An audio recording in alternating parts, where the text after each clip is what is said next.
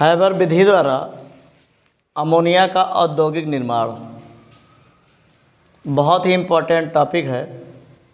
Haber विधि द्वारा ammonia का औद्योगिक निर्माण किस प्रकार किया जाता है, यूपी बोर्ड में परीक्षा की दृष्टि से 5 नंबर में आता है। ये आज हमें सीखना है कि हैबर विधि द्वारा अमोनिया का निर्माण जो है किस प्रकार किया जाता है। सर्वप्रथम नाइट्रोजन और हाइड्रोजन को अपकृत करने पर अमोनिया गैस प्राप्त होती है। यह अपक्रिया उत्क्रमणीय तथा ऊष्माक्षेपीय अपक्रिया है, क्योंकि अपक्रिया में ऊष्मा की प्राप्ति होती है। अपक्रिया में इधर 4 मोल अभिकारक तथा उत्पाद 2 मोल है, अर्थात अपक्रिया में आयतन में कमी हो रही है। अतः लासा तेलीय नियमानुसार निम्न ताप और उच्च दाब पर अमोनिया गैस अधिक बनती है, परंतु निम्न ताप पर यह क्रिया बहुत धीरे धीरे होती है।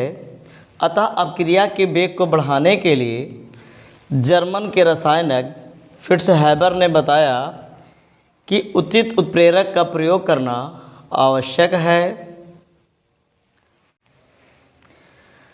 जर्मन के रसायनज्ञ फ्रिट्ज हैबर ने बताया कि Fe उत्प्रेरक तथा मॉलिब्डेनम वर्धक की उपस्थिति में 200 वायुमंडलीय दाब 500 डिग्री सेल्सियस ताप पर नाइट्रोजन की अपक्रिया हाइड्रोजन से कराने पर अमोनिया गैस प्राप्त होती है, और यह अपक्रिया बहुत तेज़ी से होती है और 10% अमोनिया गैस प्राप्त होती है। मॉलिब्डेनम वर्धक के स्थान पर पोटेशियम ऑक्साइड और एल्युमिनियम ऑक्साइड का प्रयोग भी किया जा सकता है। वर्धक वह पदार्थ होता है जो उस प्रेरक की सक्रियता को बढ़ा देता है। वर्धक की बहुत सूक्ष्म मात्रा ही लगभग 1 से 2% ही अपक्रिया के लिए पर्याप्त होती है। विधि देख लें। ये कंप्रेशर पंप है, उत्प्रेरक कक्ष है, जल संघनित्र है, रिसर्कुलेशन पंप है। इस विधि में शुद्ध नाइट्रोजन और हाइड्रोजन के 1:3 को कंप्रेसर पंप की सहायता से उत्प्रेरक कक्ष में प्रवाहित करते हैं, जहां का ताप 500 डिग्री सेल्सियस, दाब 200 वायुमंडल होता है। इस कक्ष में Fe उत्प्रेरक तथा मॉलिब्डेनम वर्धक रखा होता है। इसी कक्ष में नाइट्रोजन हाइड्रोजन से क्रिया करके अमोनिया गैस बनाती है, जो 10% होती है। गैसों का मिश्रण जल संघनित्र में पहुंचता है, जहां अमोनिया द्रवित हो जाती है और 10% अमोनिया द्रव अवस्था में प्राप्त हो जाती है। शेष बची हुई गैसों का मिश्रण रिसर्कुलेशन पंप में पहुंचता है।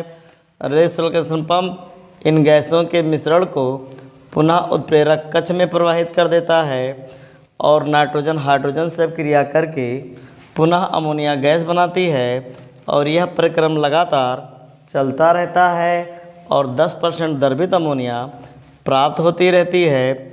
इस प्रकार हैबर विधि द्वारा अमोनिया गैस का औद्योगिक निर्माण किया जाता है।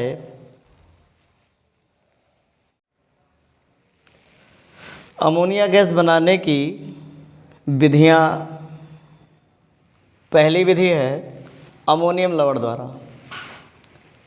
किसी अमोनियम लवण को क्षार के साथ गर्म करने पर अमोनिया गैस बनती है। अमोनियम लवण का मतलब ये है कि NH4 होना चाहिए, इसके साथ में कोई भी परमाणु जुड़ा है तो अमोनियम का लवण होगा। क्षार का मतलब OH जुड़ा हो, क्षार हो जाएगा। अगर गर्म कर देता हूँ तो अमोनिया गैस जल और संगत लवण बन जाएगा। जैसे नौसादर को कास्टिक सोडा के साथ गर्म करने पर, नौसादर का आप फार्मूला जानते होंगे, NH4Cl होता है। इसका रासायनिक नाम अमोनियम क्लोराइड होता है। कास्टिक सोडा NaOH को अगर गर्म कर दिया जाए तो NH4 अमोनियम से अमोनिया बन जाती है। हाइड्रोक्साइड जब कभी टूटता है तो जल बन जाता है। संगत लवण का मतलब यहाँ पर बचा है Na और यह बचा है Cl।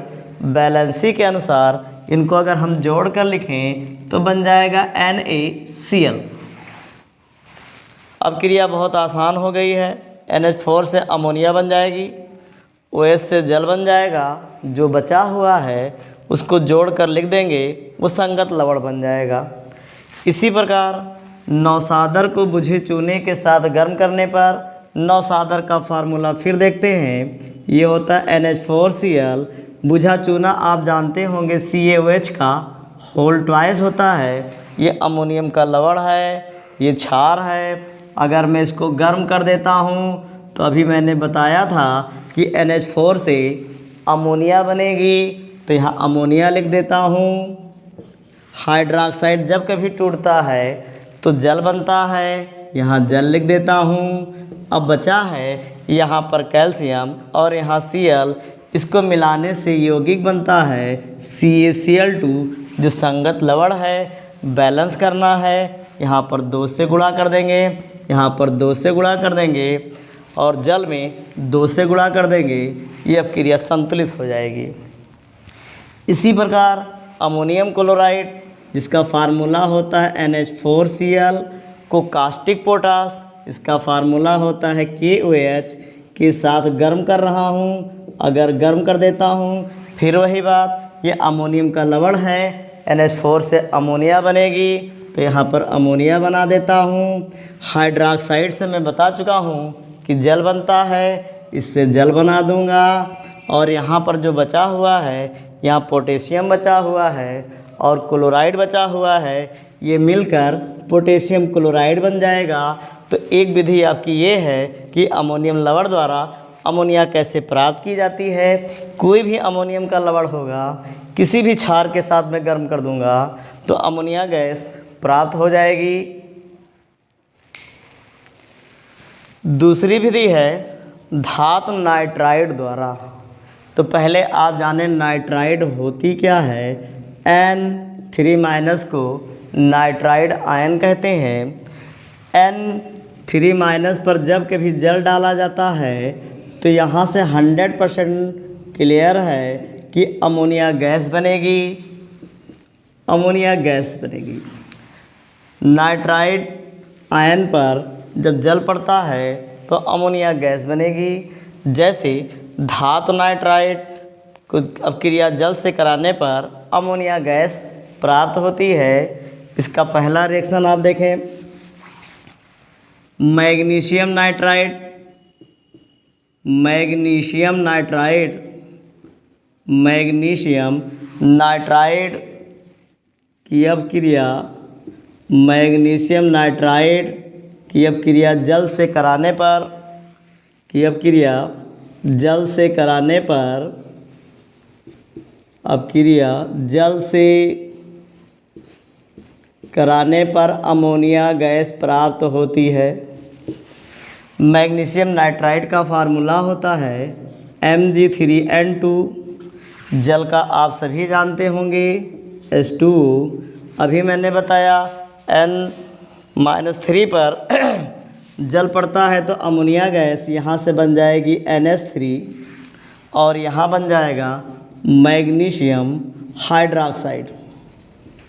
बैलेंस करना है, यहाँ Mg3 है तो यहाँ 3 से मल्टीप्लाई कर देंगे, यहाँ नाइट्रोजन 2 है, यहाँ 2 से मल्टीप्लाई कर देंगे।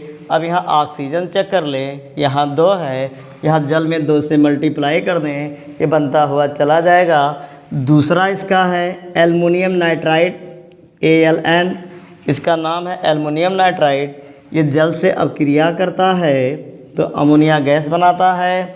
अमोनिया गैस का फार्मूला जानते होंगे NH3 और दूसरा बना देगा AlOH का होल थ्राइस। बैलेंस करना है, OH चेक कर लीजिए, यहाँ 3 है, यहाँ 3 से मल्टीप्लाई कर दें तो एक बात हमको समझ में आ गई कि धातु नाइट्राइड की क्रिया जल से अगर करा देते हैं तो अमोनिया गैस बन जाएगी। उसके अलावा उस धातु का हाइड्रोक्साइड बन जाएगा। जैसे पहला है मैग्नीशियम नाइट्राइड की क्रिया जल से कराने पर अमोनिया गैस बनती है। दूसरा है एल्युमिनियम नाइट्राइड कि अपक्रिया जल से कराने पर अमोनिया गैस प्राप्त होती है।